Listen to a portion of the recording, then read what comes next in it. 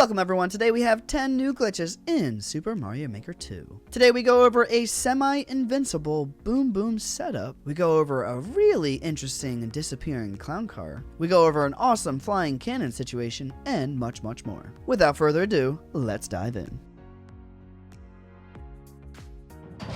Here's a fairly common situation. This lift right here is going to lift a P-switch up, which is going to allow Mario to touch the P-switch and activate it.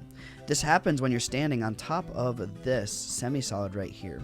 If you are lifting a Snowball, however, it will not activate the P-switch. So the P-switch will be free to go back down towards the pipe again, which is pretty interesting. It relies on specific timing. Are you ready? Oh, I did it. I did it first try.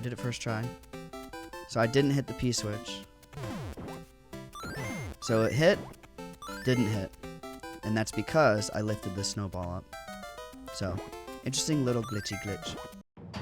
So this is a fairly interesting little situation. We've clipped through semi-solids with the assistance of note blocks before, but I've never clipped up through a one-way in the same idea. So this is what's going to happen. This note block right here is going to get hit by the shellmet constantly, and this spring is going to hit this note block constantly as well. We're going to plot Mario right between these two note blocks. It seems to be random, the chance of whether you go up through this one way or go down through the semi-solids. So we're going to show you both cases. Let's put Mario right in this little spot and start the scene.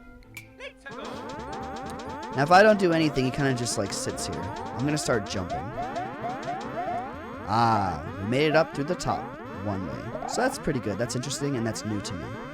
The other case where we go through the semi-solid is old, but we'll do that anyways. So as you see, it seems that the chance of whether we go up or down is random. But either way, cool little glitch. Here we have a grounded spike ball setup. So there's a big spike ball with a parachute and this claw right here that's on a curved rail, so it's half a block down. There's a regular spike ball that's going to hit this note block.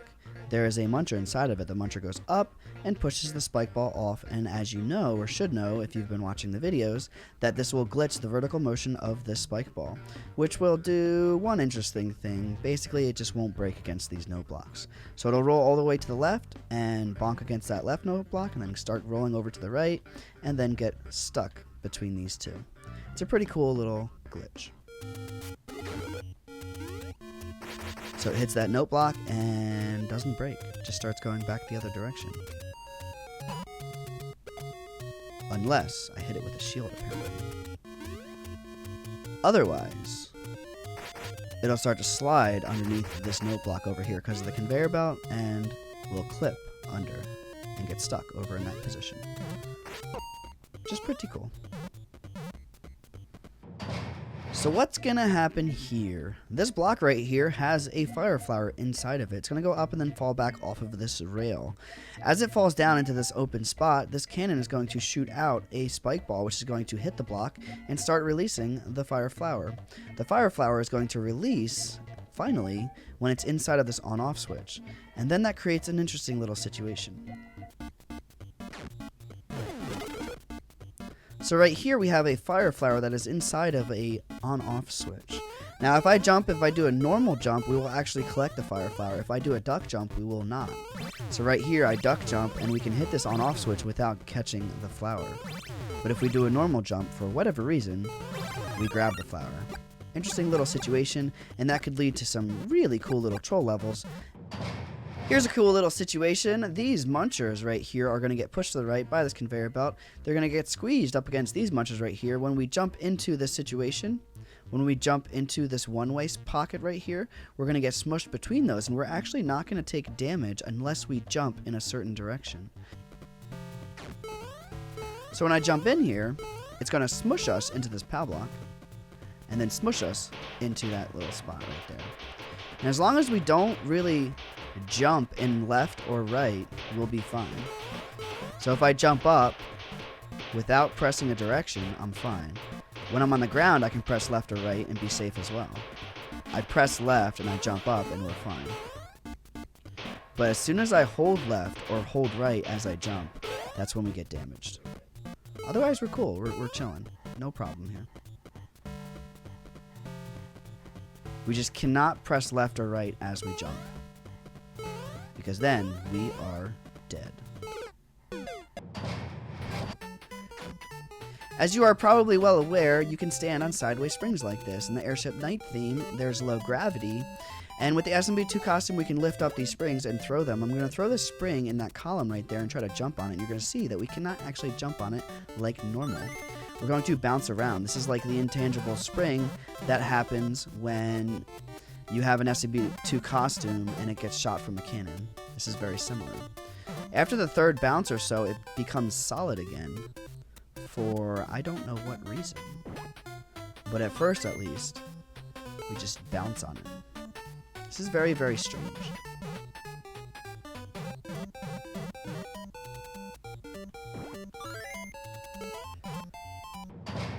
So this setup is, well, not what you think. We're going to place Mario right here and then start the scene. All these blue skulls are going to go down to the right on that rail. They're going to finally wind up on this rail and go back and forth in a diagonal pattern. And when we finally rest upon that, you're going to see that we get Softlock. We cannot actually move from that situation, which is kind of interesting because you'd think that you'd be able to spam jump or something. Jump, spin jump, something else, and you'd be able to actually get free from that position, but you cannot. So right now, the only thing I can really do is just turn around. I can move forward or backwards, like I can face those directions, but I can't actually get out from this position. I can't duck, I can't spin jump, I can't do anything else. So this little situation right now is going to place Boom-Boom into a semi-invincible state. I say semi-invincible because a couple things can still kill him, like a star or a thwomp, but a lot of things do nothing to him. This spring is going to drop onto Boom-Boom. Boom-Boom is going to get stuck inside of this spring and is going to hit this wall of springs right here consistently. You're also going to notice that these spike balls fall on top of his head, doing 0 damage to him. And also I'm going to try to hurt him with fireballs, and that's not going to work either. Spike balls do nothing to him. I cannot jump on him. Kind of just bounces on him like a trampoline. And my fireballs don't do much either. Pretty interesting little Boom-Boom glitch. This is what we're going to call a disappearing clown car trick. Because, as you'll notice, if I jump into this clown car and fall down underneath these one-ways, that cannon is going to disappear and make my clown car disappear with it, which is pretty damn interesting. How do we make this broken track, do you want to know? Well, it's pretty easy. Just draw a track like this. Extend it one more. We're going to put a claw down on top of it. We're going to put a hammer bro into it, make him nice and big, start, then stop, then undo a few times. Now we have a broken track. This is the teleportation glitch that we did in previous videos. Then we just make a curved track, and this will make the cannon, or whatever you put onto this rail, it'll teleport it to the bottom left of the screen, because we don't have another curved rail for it to teleport to. And so, when this cannon goes over to the right and teleports off screen, it takes this clown car with it. I'll show you one more time. It's pretty interesting that it doesn't crush us, it just takes the clown car. Now we can show you one more thing. Say we have a hammer bro down here. We give him a key. Let's say we put another one here and we put a clear condition. You're going to notice that when these two guys disappear, because this whole entire setup will disappear, we do not get the keys and we do not satisfy the clear condition. They both just vanish, disappear. No clear condition satisfied, no keys. They're just gone. What a strange little glitch.